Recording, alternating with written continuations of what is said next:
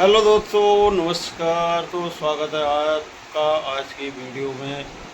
और भाई मैं हो गया हूँ रेडी आज जंतर मंतर के लिए। तो कितने भाई हमारे दिल्ली एन शहर में रह रहे हैं जो आज जंतर मंतर में धरना प्रदर्शन में आ रहे हैं। वहाँ पे गैरसैंण को लेके एक धरना प्रदर्शन है, शांतिपूर्ण धरना प्रदर्शन। तो आप सब वहाँ पे आइए और उत्तराखंड की आवाज़ बनिए। तो चलिए, मैं रेडी हो चुका हूँ और अब डायरेक्ट मैं मिलता हूँ आपको वहीं जंतर मंतर पे।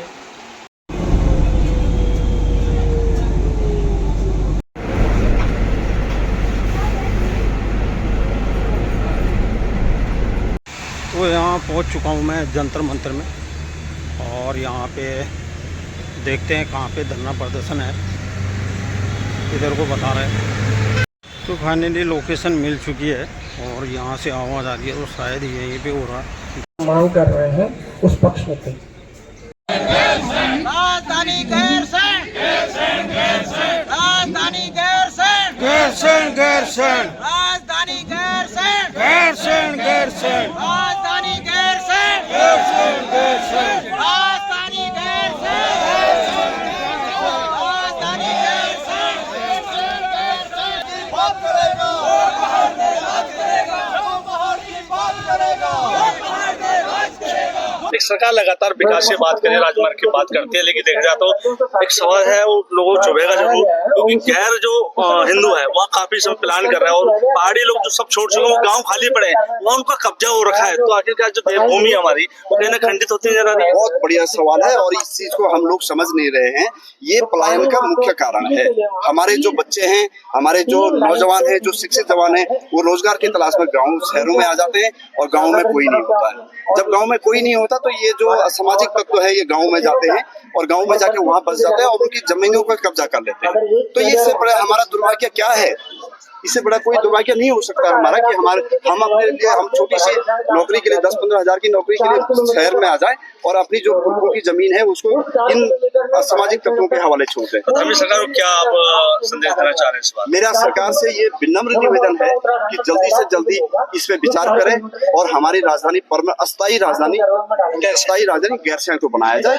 ये आज एक जंतर मंतर में आया हम तो मेहर बोलना मतलब ये होती कि 25 साल होगी उत्तराखंड बढ़िया हो, लेकिन 25 साल में आज तक हमारे लोगों लोग पहाड़ी लोग सिर्फ एक ही मांग कर रहे कि भैया हम तो ही अच्छा अस्पताल दे दो, है ना, हम तो अस्पताल की व्यवस्था दे दो, हम तो अच्छी शिक्षा दे दो, है ना, और हम तो ही अच्छा सड़क दे दो।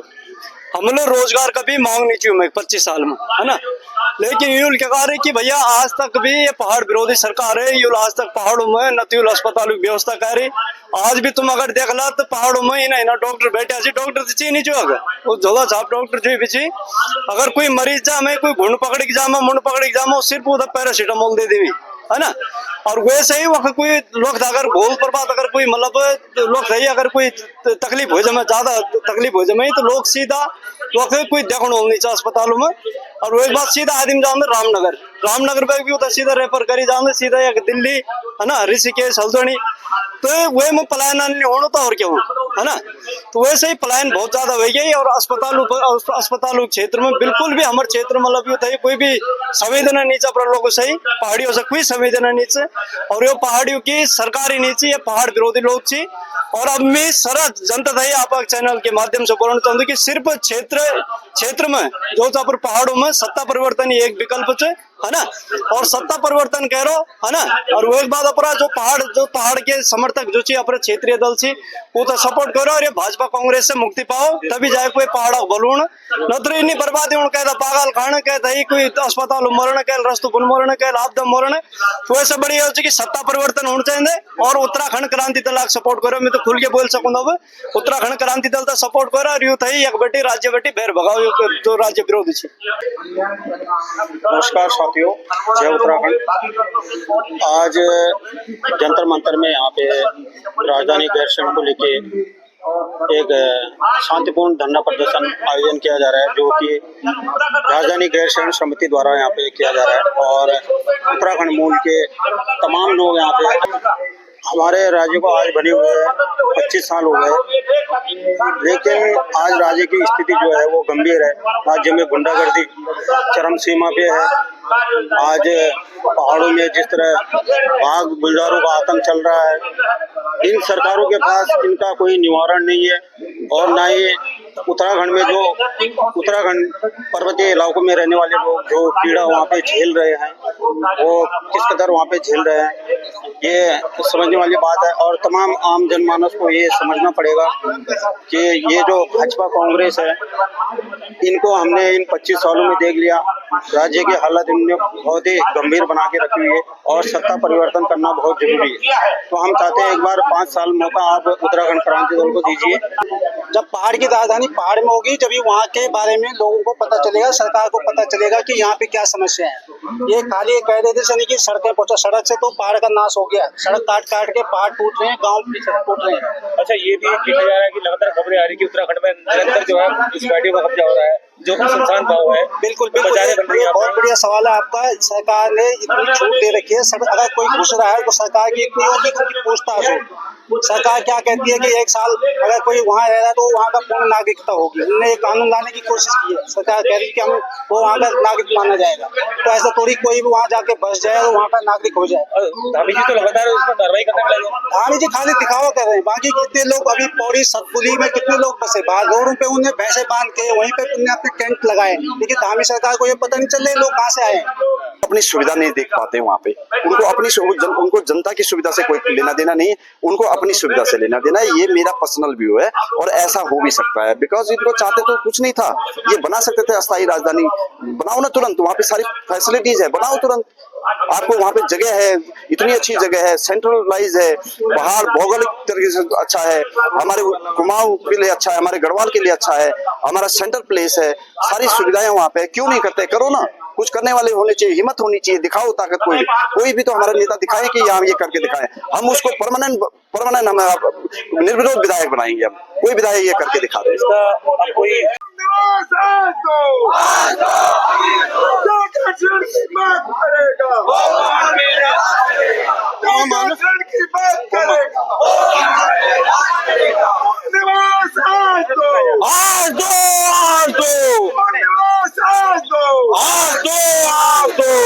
देवताओं को बास पे माँ जीवन को सार, अंग ढंग में बस्या त्यारा काशी केदार, अंग ढंग में बस्या त्यारा काशी केदार।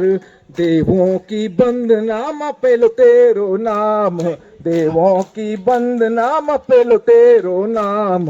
गोदी में खेलदा त्यारा 4 धाम, यश भूमि उत्तराखंड तेरो मान महान, यश भूमि उत्तराखंड तेरो मान महान। शव लगे के कहते उठंद रोज सुबेरी घाम, शव लगे के कहते उठंद रोज सुबेरी घाम।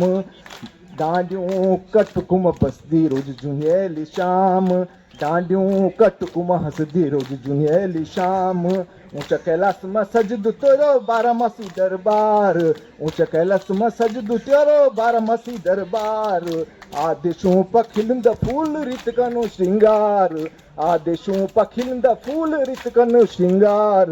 देवभूमि उत्तराखंड तेरो मान महान, चरणों में तेरो मेरो प्रणाम। यश भूमि उत्तराखंड तेरो मान महान, चरणों में तेरो मेरो प्रणाम। एक बार जयकारे के साथ अपनी बात को मैं शुरू करूंगा और मैं चाहता हूं कि मेरे अकेले की आवाज और आप सबकी आवाज, और उसके जज होंगे आदरणीय विनोद रतूड़ी और हमारे जगदीश चंद्र जी जो विधानसभा के सचिव रहे, और ये निष्पक्षता से बचाएंगे कि आवाज में किसकी ज्यादा तेज है। बोलो पंचनाम देवों की जय, बोल गुरु गोरखनाथ की जय, बोल बाबा बद्री केदार की जय। साथियों, हो गई यह तीर पिघलनी चाहिए। इस दिल्ली के तख्त से उत्तराखंड के लिए कोई न्याय की गंगा निकलनी चाहिए। हमें मांग करते हैं, हम आपसे कहना चाहते हैं, आपसे निवेदन करते हैं ये जंतर मंतर का धरना, क्योंकि अभी गाना भी सुनाऊंगा आपको मैं। ये जंतर मंतर का धरना सरकार, राजनीतिक पार्टियां, चाहे वो सत्ताधारी जिस पार्टी से मैंने संबंध रखा, चाहे वो कांग्रेस हो, चाहे वो भारतीय जनता पार्टी हो, चाहे वो यूकेडी हो, सबको सोचना पड़ेगा, मजबूर होना पड़ेगा। ये देवभूमि, ये बाबा बद्री केदार, ये मां धारी देवी, ये पंचनाम देव, ये हमारे पितृ पुकार रहे हैं कि उत्तराखंड की धरती डोल रही है। वो गैरसैंण कह रही है, वो मूल निवास कह रही है। मैं आपसे कहना चाहता हूं, इस आवाज के साथ आवाज मिलाइए आपको। और पहाड़ी पहाड़ में नहीं जागा, पहाड़ी देश की राजधानी में भी जाग चुका है। आज यहाँ पर बेशक संख्या बल थोड़ी कम है, लेकिन जुनून उसमें कोई कमी नहीं है। यहाँ पर अभी हरीश जी ने जिस तरीके से बात बोली, हरीश जी जिस तरीके से आप बैठे हैं, मैं निवेदन करूंगा आगे से जितने भी आंदोलन हो वो जमीन पर बैठकर हो, क्योंकि हमने लड़ाइयां जमीन पर बैठकर लड़ी है। उत्तराखंड मंचों पर बैठकर नहीं मिला है, जमीन पर बैठकर ही मिला है। और हमारे खून में तो हमेशा संघर्ष ही लिखा है। उत्तराखंड के लिए भी संघर्ष लिखा, मूल निवास भू कानून के लिए भी संघर्ष लिखा है, अंकिता भंडारी के लिए इंसाफ मांगने के लिए भी संघर्ष लिखा है, कशिश पिथौरागढ़ की बेटी के लिए भी संघर्ष लिखा, और अब गैरसैंण के लिए भी संघर्ष लिखा है। और आप सब लोग बताइए, गैरसैंण क्यों चाहिए हमें? गैरसैंण राजधानी की जो हम डिमांड कर रहे हैं, उसका मुख्य कारण क्या है? स्वास्थ्य, शिक्षा, रोजगार। लेकिन एक बात और भी जरूरी है, गैरसैंण हमारे पितरों का सपना है और वो हम लेते रहेंगे। गैरसैंण हमारे पितरों ने सपना दिखाया था कि गैरसैंण राजधानी होगी, और वो राजधानी हम लेकर रहेंगे। तो मेरा निवेदन है, आप सभी आज एक कसम खाइए, हम सभी आज ये कसम खाते हैं, अपने पितरों की कसम खाते हैं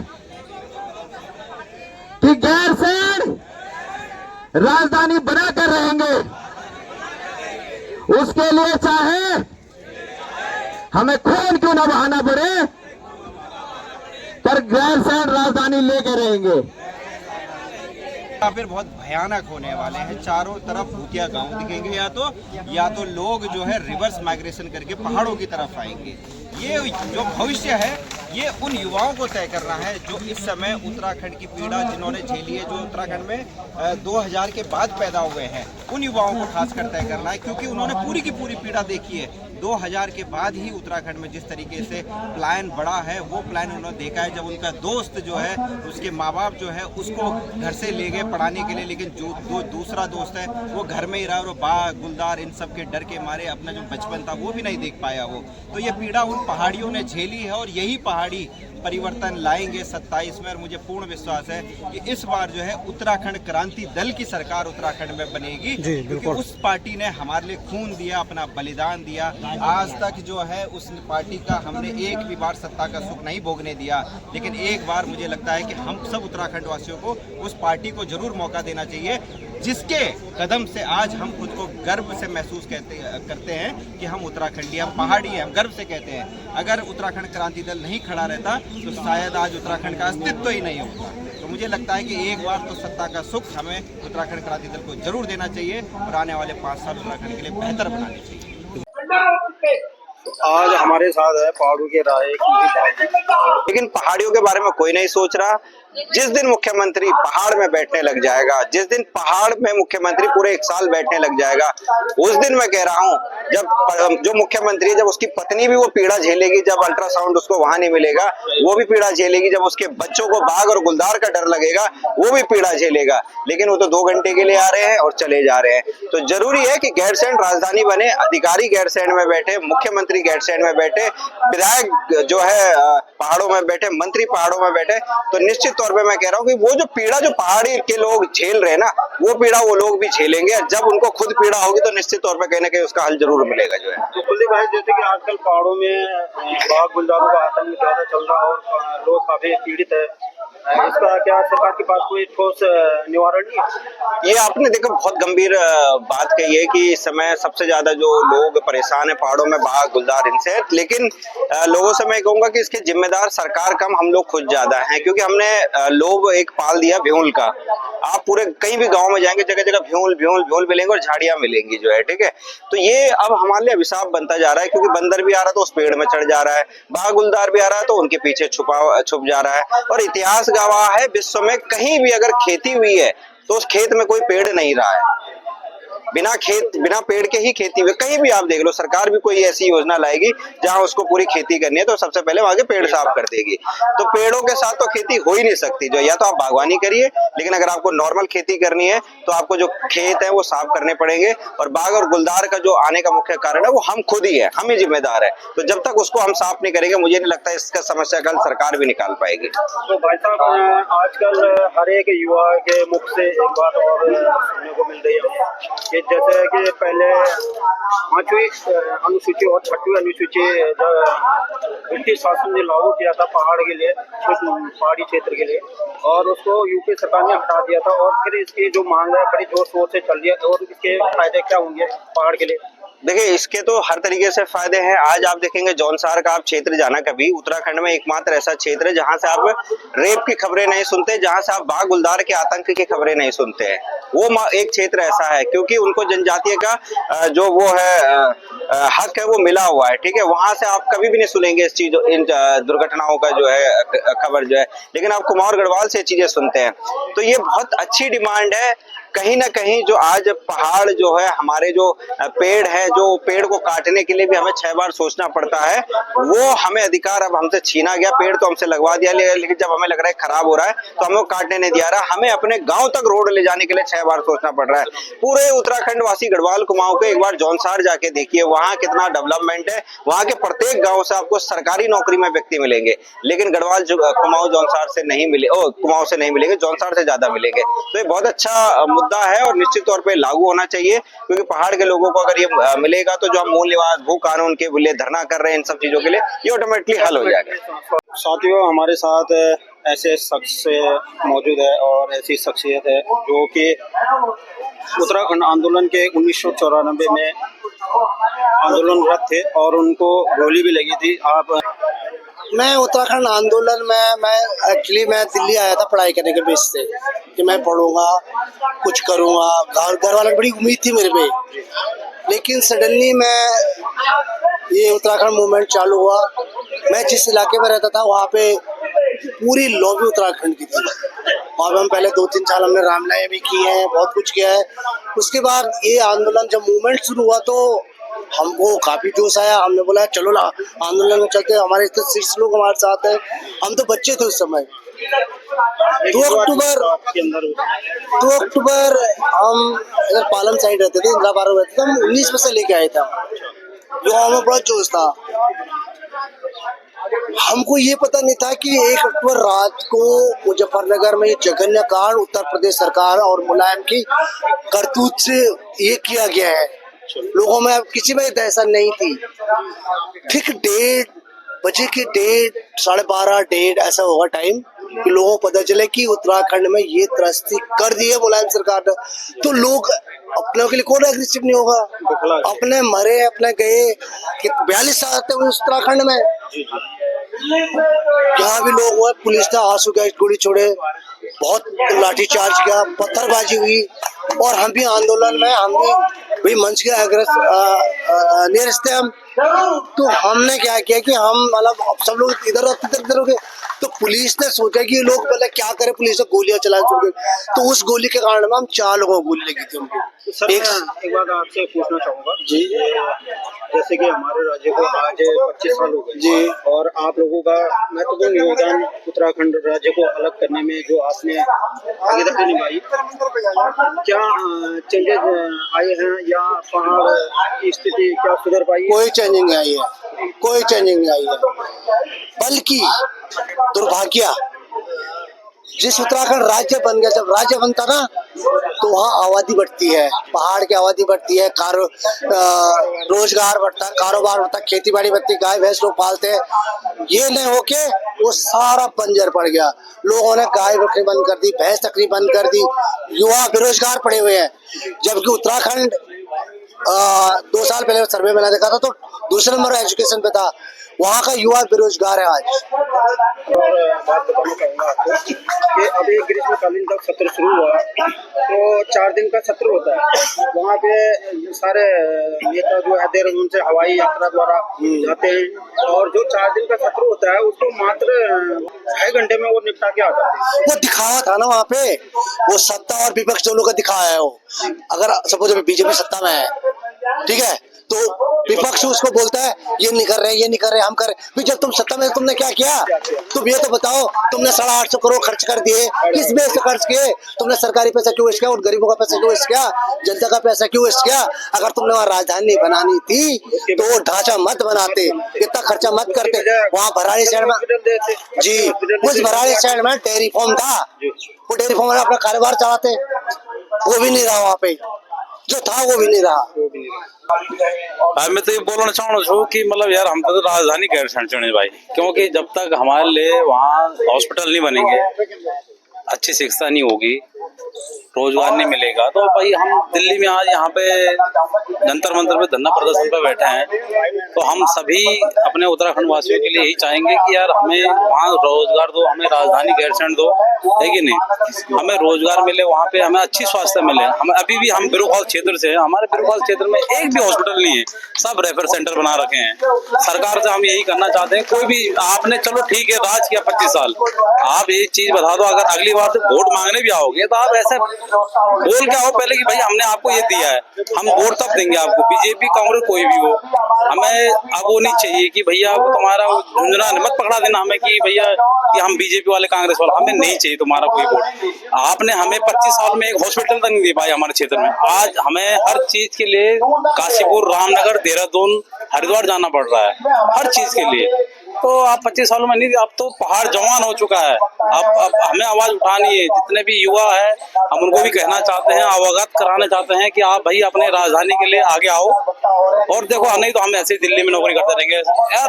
आजकल एक बच्चा जो नया लड़का 12 पढ़े, अगर उसके पास अच्छी शिक्षा नहीं है तो भांडा दूंगा। आजकल बोलना चाहिए बोले कि विकास कब गया, तो विकास तो देहरादून चल गई, तो विकास वो तो विकास तो देहरादून चली है, तो भैया वो विकास से ही पहाड़ में रखा अब। और हम तो चाहना चाहोगे यूपीटी सरकार आएगी, ये बात 2027 में हम पूरा सपोर्ट करेंगे। और मैं जो भी हमारे आशीष नेगी भाई है, अर्जुन नेगी भाई है और आशुतोष भाई है, हम उनसे भी कहना चाहते हैं कि आप एक बार हमारे क्षेत्र के भ्रमण पे आइए। हम चोपड़ा खाल विधानसभा से हैं और हम देखो यहाँ पे जो दोनों सरकार हैं, कांग्रेस हो चाहे बीजेपी हो, ये दोनों एक ही थाली के चट्टे बट्टे हैं। इन्होंने कभी उत्तराखंड का भला नहीं किया आज तक। वहाँ पे बेरोजगारी इतनी है, वहाँ पे करप्शन इतना है, वहाँ पे जो है न तो स्वास्थ्य सुविधा है और ना ही वहाँ पे कोई रोजगार है और ना ही वहाँ पे बहुत सारी चीजें हैं, न तो स्कूल है वहाँ पे। इन्होंने प्राइवेटीकरण कर दिया, प्राइवेट स्कूलें होगी वहाँ पे, सारी गवर्नमेंट स्कूल बंद हो रहे हैं धीरे धीरे, क्योंकि वहाँ पे सुविधा है ही नहीं कुछ। आप यकीन नहीं करेंगे, शायद आपने वीडियो भी देखे होंगे, हमारे गांव को जो कोई बीमार होता है उसको कम से कम जो है वहाँ पे, गाँव में लोग तो है नहीं, सब उन्होंने प्लान कर दिया। रीजन क्या है? रोजगार नहीं, वहाँ शिक्षा नहीं है, तो वहाँ यकीन नहीं करेंगे आप, कम से कम किसी को बीमार हो गया, कोई महिला जो कई चीजें होती, दुख तकलीफ है, तो उसमें जो चेयर में 4 लोग पकड़ करके जो है उसको वहाँ सड़क में लाते हैं, उसमें 2 घंटे लगते हैं।